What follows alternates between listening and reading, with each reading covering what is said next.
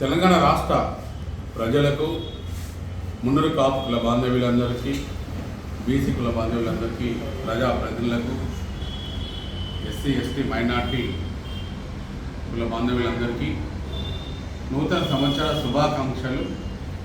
మున్నూరు కాపు సంఘం తెలంగాణ రాష్ట్ర అధ్యక్షులు డాక్టర్ కొండదేవి పటేల్ మరియు city president RV Mahender Kumar, city general secretary Rajubabu, మన వైస్ ప్రెసిడెంట్ తోట శ్రవణ్ కుమార్, వాసు పొలాస వాసు,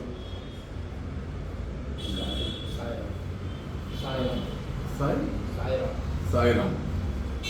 మరి రాష్ట్ర కార్యాలయంలో ఈరోజు నూతన సంవత్సర శుభాకాంక్షలు తెలియజేస్తూ మున్నూరు కాపు కుల బాంధవ్యులందరికీ మరి మా గ్రేటర్ హైదరాబాద్ అధ్యక్షుడి ఆధ్వర్యంలో ఈరోజు కేక్ కటింగ్ చేసి మరి కార్యక్రమంలో పాల్గొన్న అందరికీ కూడా మేము అభినందనలు తెలియజేస్తూ,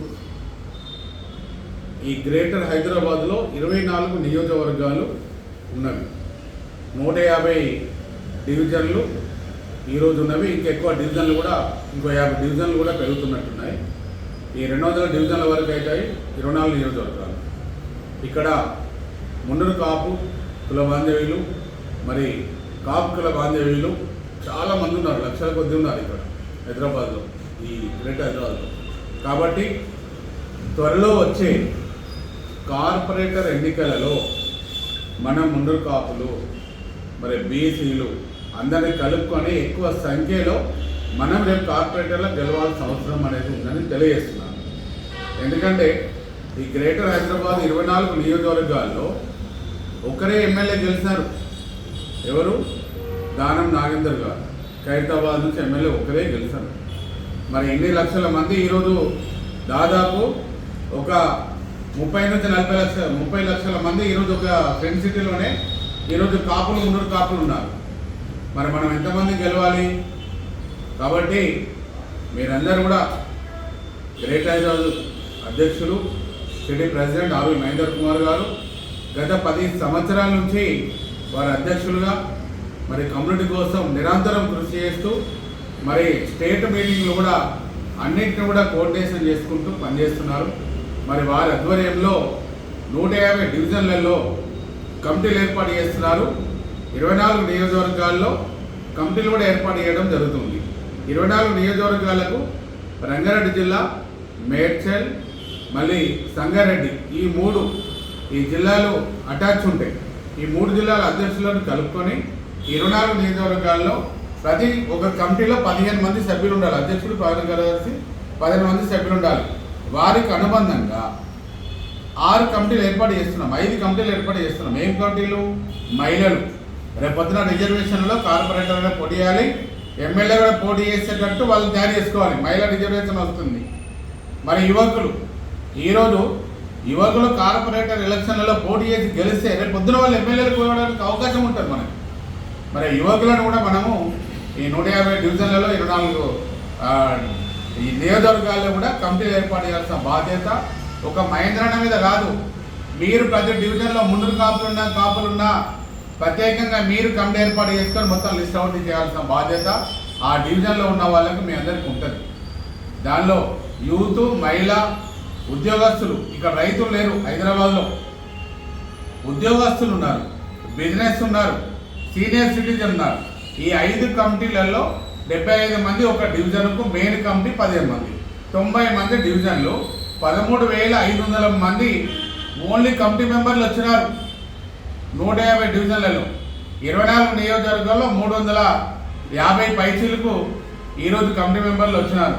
అంటే ఆల్మోస్ట్ ఈ మండల కమిటీలు కలిపి 15,000 మంది ఈరోజు కమిటీ సభ్యులుగా ఈ 30 లక్షల మందికి ఈరోజు వాళ్ళు పనిచేయాల్సిన అవసరం ఉంది. దయచేసి మీరు ఏ బిజినెస్ చేసుకోండి, ఉద్యోగం చేసుకోండి, సాఫ్ట్వేర్ ఉండండి, ఏమని ఉండండి, ఫ్రెండ్ సిటీలో ఉన్న వాళ్ళు 15,000 మంది కమిటీ మెంబర్లు మనకు పనిచేయడానికి తప్పకుండా కావాలి. ఒక డివిజన్లో 15 మంది మహిళ, రైతు, యూత్, సీనియర్ సిటిజన్, ఉద్యోగస్తులు, మరి మెయిన్ కమిటీ, నియోజక కమిటీ వీళ్ళందరూ కూడా పనిచేయాల్సిన అవసరం ఉంది. ఎప్పుడు కానీ మున్నూరు కాపులు మన సంఖ్య అసెంబ్లీలో 26 ఎమ్మెల్యేలు పోటీ చేసాము, ముగ్గురే గెలిచినారు, మన వాళ్ళు గెలవలేదు అంటారు. 26 ఎమ్మెల్యేలు పోటీ చేయడానికి రావడము మన మున్నూరు కాపులది అదృష్టం. అది ఈ 66 లక్షల మందిలో ఉన్న మున్నూరు కాపుల మనందరం కూడా వాళ్ళను అదృష్టంగా భావించాలి. ఎందుకంటే ఒక ఎమ్మెల్యే పోటీ చేయాలంటే వాడు ఎంతో కష్టపడాలి.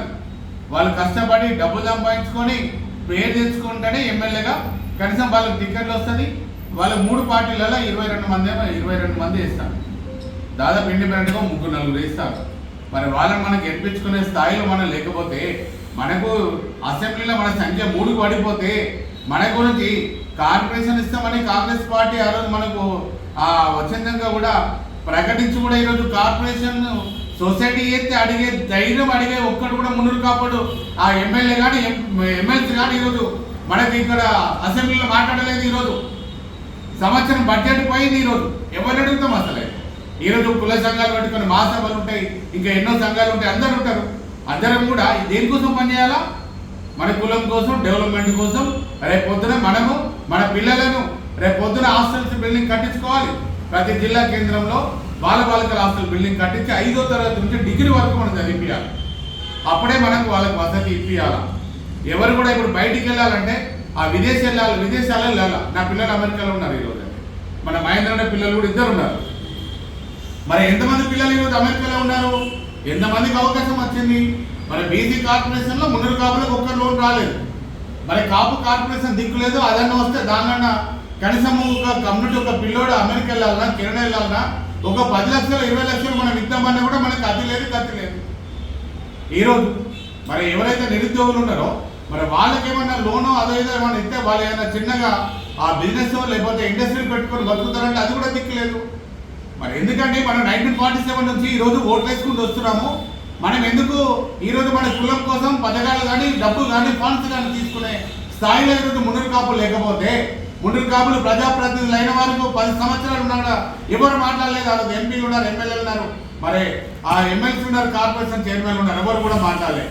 మరి ఈ రోజు కూడా మనం మాట్లాడే పరిస్థితి ఈరోజు కూడా లేదు. ఈరోజు మరి ఇంకెన్నడూ మనకి కులంకి ఎప్పుడు న్యాయం చేస్తాం? మరి నేను పుట్టి కూడా 50 సంవత్సరాలు దాటిపోయింది. మరి 50 సంవత్సరాలు 30 సంవత్సరాలు కులంలోనే 20 సంవత్సరాల నుంచి ఉన్నాను. మరి ఇంకెంతమంది కులంలో వచ్చి ఎంతమంది పని చేస్తే ఎన్ని రోజులు అయిపోతుంది? ఎప్పుడు మన కులంకు మంచి రోజులు వస్తాయి అనేది కూడా ప్రతి ఒక్కరు కూడా ఆలోచన చేయాలి. ఫస్ట్ లీడర్లను కాదు, రాజకీయ నాయకులను కాదు అడిగేది.